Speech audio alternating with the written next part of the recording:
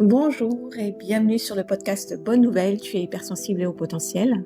Cette capsule, c'est la voix des rendez-vous, la version audio du mail que j'envoie chaque matin à ma communauté. Aujourd'hui, j'ai envie de te parler de quelque chose que beaucoup de femmes hypersensibles connaissent très bien, c'est la difficulté à gérer les critiques. Certaines critiques ne te glissent pas dessus, elles restent dans ta tête, dans ton corps, dans ton système nerveux. Un mot, un ton, une remarque un peu sèche, et même quand c'est terminé à l'extérieur, ça continue encore en toi. Et c'est souvent très déstabilisant, parce que tu peux te dire, je sais bien que je devrais pas le prendre tant à cœur, je sais bien que ce n'est qu'une remarque, je sais bien que je devrais passer à autre chose, mais ton système nerveux, lui, n'est pas encore passé à autre chose. Et selon moi, c'est important de comprendre ça. Parce que quand on est hypersensible, les critiques ne touchent pas seulement les pensées, elles touchent aussi le système nerveux. Elles s'impriment, elles résonnent, elles activent quelque chose. Parfois, ce n'est même pas le contenu exact qui fait mal, c'est le ton, la dureté, le manque de délicatesse, le fait de sentir que quelque chose dans le lien s'est tendu.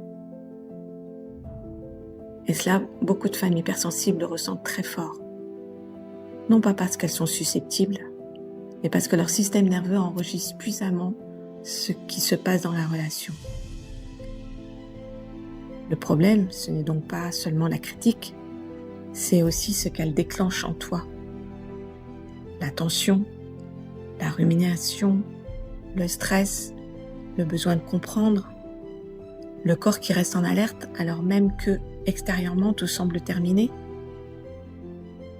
Et tant que tu ne comprends pas ça, tu peux vite te juger, te dire que tu prends tout à cœur, que tu exagères, que tu es trop susceptible, alors qu'en réalité, ton système nerveux a simplement besoin de plus de temps pour redescendre.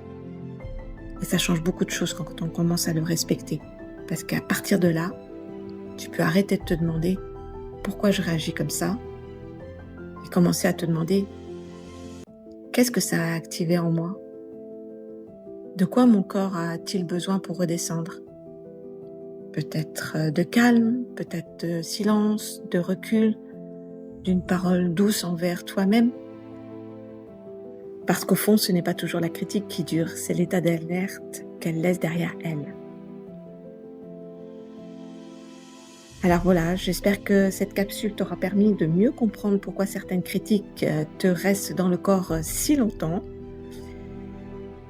Et si tu veux toi aussi recevoir les rendez-vous des hypersensibles au potentiel chaque matin, tu trouveras le lien dans la description. Je te dis à très bientôt pour une autre capsule. Au plaisir de te rendre la vie plus douce. Belle journée à toi, Séverine.